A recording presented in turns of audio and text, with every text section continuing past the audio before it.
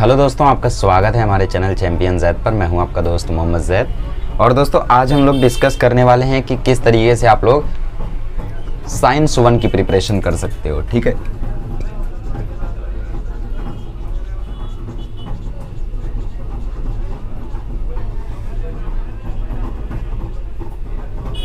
Science 1 में basically आप लोगों को 10 चैप्टर्स हैं। ठीक है, तो साइंस 1 की प्रिपरेशन आपको करनी कैसे है? सबसे पहले आपको सिलेबस की जानकारी होनी चाहिए कि आपके टेक्स्ट बुक में चैप्टर्स कौन कौन से हैं। ठीक है, हमारे टेक्स्ट बुक में पहला चैप्टर है ग्रेविटेशन, दूसरा चैप्टर है पीरियोडिक क्लासिफिकेशन ऑफ एलिमेंट्स, तीसरा चैप्टर है केमिकल रिएक्शन एंड इक्वेशन। मैंने टेक्स्ट बुक देखी नहीं है, लगभग 6-7 महीने हो गए, तो आप लोग बताना अगर कुछ गड़बड़ी हो। ठीक है, चौथा चैप्टर जो है वो इफेक्ट ऑफ इलेक्ट्रिक करंट है, पांचवा चैप्टर जो है वो है हीट, छठा चैप्टर है रिफ्रेक्शन ऑफ लाइट, सातवां चैप्टर है लेंसेज, आठवां चैप्टर है मेटलर्जी। क्या मतलब ये 8वां चैप्टर नहीं, मेरी ब्रांच है। तुम्हें ये सिर्फ एक चैप्टर है और ये मेरी पूरी की पूरी ब्रांच है। मतलब मैं 4 साल तुम्हारा ये एक चैप्टर पढ़ने वाला हूँ। सोचो, जो तुम 3 पेज में पढ़ के हटा दे रहे हो मैं 4 साल पढ़ने वाला हूँ। चलो देखो, 9वां कार्बन कंपाउंड्स, 10वां स्पेस मैनेजमेंट। ठीक है, तो ये आप लोगों को 10 चैप्टर्स हैं। अब देखो, सबसे पहली बात कि पहला ही चैप्टर तुम्हारा एकदम भयानक पड़ जाता है तो ग्रेविटेशन तुमसे होता नहीं है, इसीलिए क्या आगे भी चैप्टर तुम नहीं करते हो? ऐसा मत करो। माना ग्रेविटेशन हार्ड है, चलो ग्रेविटेशन छोड़ दिया, मुझे ग्रेविटेशन आते नहीं, ग्रेविटेशन बहुत हार्ड है, मैंने छोड़ दिया। तो भाई पीरियोडिक क्लासिफिकेशन ऑफ एलिमेंट से क्या दुश्मनी है? इसमें तुम्हें यह नहीं याद हो रहा है कि डोबेरिनर ट्राइड्स क्या है और न्यूलैंड्स लॉ ऑफ ऑक्टेव क्या है और वो मेंडली पीरियोडिक टेबल क्या है? ये सब नहीं याद हो रहा है? रट्टा भी नहीं मार सकते तुम? अरे भाई, दूसरे चैप्टर में है क्या? डोबेरिनर ट्राइड्स का डेफिनेशन है, एक एग्जाम्पल है। डोबेरिनर ट्राइड्स का बस मतलब समझ लो, उतना ही काफी है। न्यूलैंड्स लॉ ऑफ ऑक्टेव में क्या है? लिमिटेशन याद कर लो, डेफिनेशन याद कर लो, दैट्स इट, और कुछ नहीं करना है। मेंडली पीरियोडिक टेबल में है कुछ बात, उसकी मेरिट्स है, डीमेरिट्स है, दोनों याद करो। मेरिट्स डीमेरिट्स में से कुछ भी आ सकता है आपको एग्जाम में, दोनों याद करो। ठीक है, मेरिट्स भी आपको पता है, डीमेरिट्स भी आपको पता है। मेरिट्स क्या क्या थी कि उसने कुछ कुछ जगह खाली छोड़ी थी, उसने कुछ कुछ एटॉमिक मासेस प्रेडिक्ट किए थे, उसने कुछ कुछ एलिमेंट के एटॉमिक मासेस दोबारा से रीचेक करवाए थे, तो जिसके कारण एक का एटॉमिक मास सही भी निकला है ना, मतलब गड़बड़ निकाल रखा था पहले, उन्होंने दोबारा चेक करवाया तब सही निकला। डीमेरिट्स क्या थे? पोजीशन ऑफ हाइड्रोजन हो गया, और नोबल गैसेस को भी उन्होंने उसमें नहीं, मेरिट्स में था ये कि नोबल गैसेस के लिए उन्होंने अलग से ग्रुप बनाया था। तो ये मेरिट्स डीमेरिट्स तुम्हें रट्टा नहीं मार सकते तुम। अच्छा नहीं, तुम तो वो हो ना जो रट्टा मारते हो। जब मैं बोलूँ रट्टा मारना, तो रट्टा मारना मेरा मतलब रट्टा मारना नहीं होता है। जब मैं बोलूँ रट्टा मारना तो उसका मतलब होता है चीज़ को समझ के याद करना। ठीक है, एक्चुअल में रट्टा मारना यही होता है। तुम्हारे हिसाब से रट्टा मारना क्या है? बुक खोला, शुरू कर दिया, फालतूगिरी नहीं करना है ये। ठीक है, ये बकवास नहीं करनी है तुम्हें। बुक खोल के फालतू जो टाइम पास करते हो ना तुम, तो वो नहीं करना है तुम्हें। तो बेसिकली तुम्हें कैसे करना है चैप्टर्स को? सबसे पहले तुम्हें मतलब पीरियोडिक क्लासिफिकेशन ऑफ एलिमेंट से शुरू करो चाहिए तो, और उसके जो भी कंसेप्ट्स हैं उनको देखो। मेरिट्स करो, डीमेरिट्स करो, वैलेंसी मतलब क्या होता है वो करो, एटॉमिक रेडियस क्या होता है वो करो, एटॉमिक रेडियस आगे जाने पे क्यों घटता है वो करो। अब ये छोटी सी चीज़ तुम्हें नहीं समझ में आ रही है कि भाई ये हमारा ऑर्बिट में इलेक्ट्रॉन है, ठीक है, और ये हमारा ऑर्बिट में और इलेक्ट्रॉन है, ठीक है, और ये हमारा पॉजिटिव चार्ज न्यूक्लियस है। तो इलेक्ट्रॉन जितने ज़्यादा बढ़ेंगे उतना ही ज़्यादा इस पॉजिटिव और नेगेटिव के बीच में अट्रैक्शन होगा, और जितना ज़्यादा अट्रैक्शन होगा उतना ही ज़्यादा ये ऑर्बिट जो है वो श्रिंक होगा, और जितना ज़्यादा ये श्रिंक होगा उतना ज़्यादा रेडियस कम होगा। तो जब हम लोग पीरियोडिक टेबल में यहाँ से यहाँ जाते हैं, लेफ्ट से राइट जाते हैं, तो लेफ्ट से राइट जाते समय इलेक्ट्रॉन्स बढ़ते हैं आउटर मोस्ट शेल में। तो आउटर मोस्ट शेल में इलेक्ट्रॉन बढ़ेंगे तो अट्रैक्शन बढ़ेगा, अट्रैक्शन बढ़ेगा तो ऑर्बिट जो है वो श्रिंक होगा। तो ये छोटी सी चीज़ तुम्हें नहीं समझती है कि एटॉमिक रेडियस लेफ्ट से राइट में क्यों घटता है? खाली एक दिमाग में तुमने बैठा लिया है कि चैप्टर मुझे नहीं समझेगा तो नहीं ही समझेगा। हम लेक्चर से पहले कैसे पढ़ते थे पता है? कि आज हमारा ये चैप्टर हो जाएगा। जब मैं जब 10th स्टैंडर्ड में था तो लेक्चर से पहले मैं ऐसे बैठता था कि आज सर हेरिडिटी एंड एवोल्यूशन पढ़ाएंगे, ये तो आज कंप्लीट हो जाएगा। ऐसे नहीं बैठता था कि देखते हैं आज समझ में आएगा या नहीं, कल तो कुछ नहीं समझा था। और कभी अगर ऐसा हो गया कि लेक्चर गड़बड़ गया तो हम कभी सर को ब्लेम नहीं करते थे, क्योंकि सर की गलती ही नहीं है। अरे कोई कोचिंग नहीं चाहेगी कि उसके कोचिंग में कोई ऐसा टीचर पढ़ाए जिसको कुछ नहीं आता या फिर वो टीचर पढ़ा नहीं पाता है। हर कोचिंग यही चाहती है कि मेरे यहाँ से रिजल्ट आए। स्कूल वाले को मैं कुछ कह नहीं सकता, स्कूल में यार उन्हें फर्क नहीं पड़ता क्योंकि उनके स्टूडेंट्स फिर भी वहीं रहेंगे। कोचिंग में ऐसा नहीं होता है। कोचिंग में तुमने गड़बड़ रिजल्ट प्रोड्यूस किया, अगले साल तुम्हारी जो कोचिंग है उसकी जो वैल्यू है वो कम हो जाएगी। तो कोचिंग का सब कुछ दांव पे लगा होता है, तो वो हमेशा बेस्ट टीचर भेजेंगे। कभी ऐसा हो गया कि मुझे लेक्चर नहीं समझा तो मैं समझ जाता था कि मैंने लेक्चर में ध्यान नहीं दिया है। जरूर मैं लेक्चर में जब सर पढ़ा रहे थे तो मेरा ध्यान कहीं और रहा होगा, मैं कुछ और कर रहा हूँ, कुछ और लिख रहा हूँ, इसके कारण मैंने ध्यान नहीं दिया। जैसे सर ने कोई एक लाइन बोली तो मैं वो लाइन लिखने लगा, वो लाइन लिखते समय सर ने कोई वर्ड बोल दिया और वो चीज़ मुझे नहीं समझ में आई, तो इसको नहीं समझ में आना नहीं बोलते, इसको ध्यान ना देना बोलते हैं। मैंने तुम्हें पहले भी बताया कि स्ट्रेटजी वीडियो में कि लाइफ में कभी भी हम लोग या तो कोई चीज़ समझते हैं या तो कोई चीज़ हम लोग ध्यान नहीं देते हैं। ऐसा कभी हो ही नहीं सकता कि सामने वाला तुम्हें आके समझा रहा है और तुम ना समझो। जाओ और चाय वाले को एक बार एटॉमिक रेडियस पढ़ा के आओ, किसी तुरंत समझ जाएगा वो। किसी भाजी वाले को पढ़ा के आओ, तुरंत समझ जाएगा वो। और तुम नहीं समझ रहे हो यार, ये नहीं समझ रहे हो तुम। लाइफ कैसे समझोगे तुम? क्या करोगे आगे?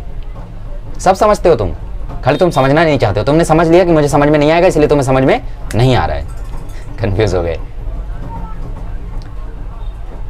तो ये जो आपने अपने अंदर ये बना रखा है ना कि मुझे तो समझ ही नहीं सकता, मुझसे तो हो ही नहीं सकता, इससे बाहर आओ तुम।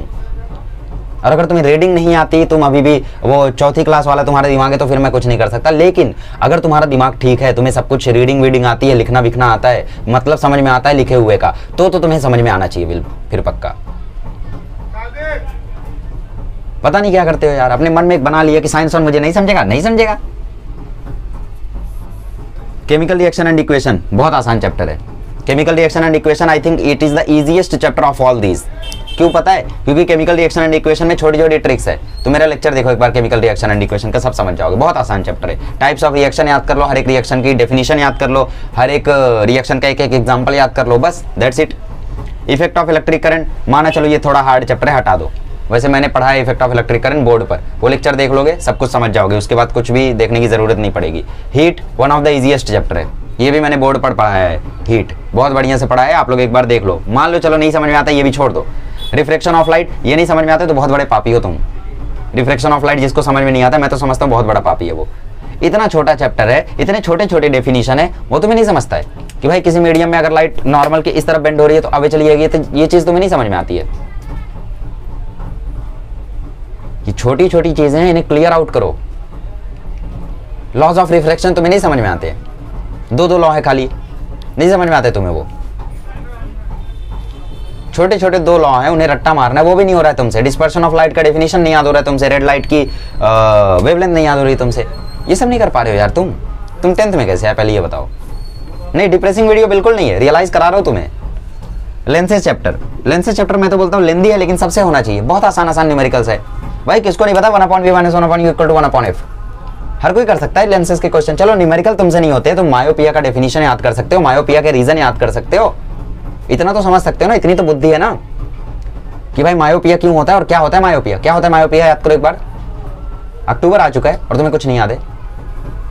8वां मेटलर्जी, चलो थोड़ा सा बोरिंग चैप्टर है लेकिन लर्निंग चैप्टर है। इसमें चाहो तो तुम एक्सरसाइज भी कर सकते हो, एक्सरसाइज के इसमें गिव रीजन कर लेना। एक्सरसाइज के भी बारे में मैं अभी बताऊंगा तुम्हें क्या पढ़ना है क्या नहीं पढ़ना है। कार्बन कंपाउंड हो गया, चलो मान लो ये चैप्टर तो तुम्हारे लिए एकदम तूफान है। स्पेस मैनेजमेंट में तुम एक्सरसाइज कर सकते हो, दैट्स इट, ठीक है। और एक बार चैप्टर की रीडिंग लगा लेना, और बाकी इसमें कुछ है नहीं। तो तुमसे कितने चैप्टर छूटे पता है? 1 2 3 4 6 चैप्टर तुम्हारे हो गए। और एक बात बोलूं, ये 6 चैप्टर तुम्हें 30 नंबर दिलाने के लिए मोर देन इनफ है। 35 चाहिए था तो 4 चैप्टर छोड़ के थोड़ी होगा। 35 चाहिए तो पूरा पढ़ो ना, 4 चैप्टर छोड़ के पढ़ लोगे 35 नंबर चाहिए और 4 चैप्टर छोड़ रहे हैं। हीट कर लो, फिर हीट कर लो, इफेक्ट ऑफ इलेक्ट्रिक करंट कर लो। चलो कार्बन कंपाउंड का तो उतना वेटेज नहीं होगा, तो ले आओगे 35, मैं गारंटी देता हूं। ग्रेविटेशन जैसा इजी चैप्टर तुम्हें हार्ड लगता है यार। अब देखो एक्सरसाइज का जो स्टूडेंट्स पूछते हैं कि एक्सरसाइज से क्वेश्चन आएगा क्या, नहीं आएगा। एक्सरसाइज से अगर कुछ आएगा तो वो 2 ही चीज आएगा, एक आएगा गिव रीजन और एक आएगा ऑब्जेक्टिव्स। 2 ही चीज आएगी बस, और कुछ नहीं आएगा अगर आना होगा तो एक्सरसाइज के गिव रीजन और ऑब्जेक्टिव बिल्कुल इग्नोर मत मारना। टेक्स्ट बुक रीडिंग करो। अभी आप लोग को लग रहा होगा कि मैं बहुत गुस्से में हूं, एक्टिंग कर रहा था मैं कब से यार, मेरी एक्टिंग भी नहीं समझते हो तुम। क्या मतलब मैं बहुत अच्छा एक्टर हूं इसीलिए तुम नहीं समझे, क्या मतलब ये मेरी तारीफ है? देखो मजाक अपनी तरफ है, लेकिन ये बात सही है कि आपने ये जो अपने अंदर धारणा बिठा रखी है ना, इसका मैं क्या ही कर सकता हूँ यार।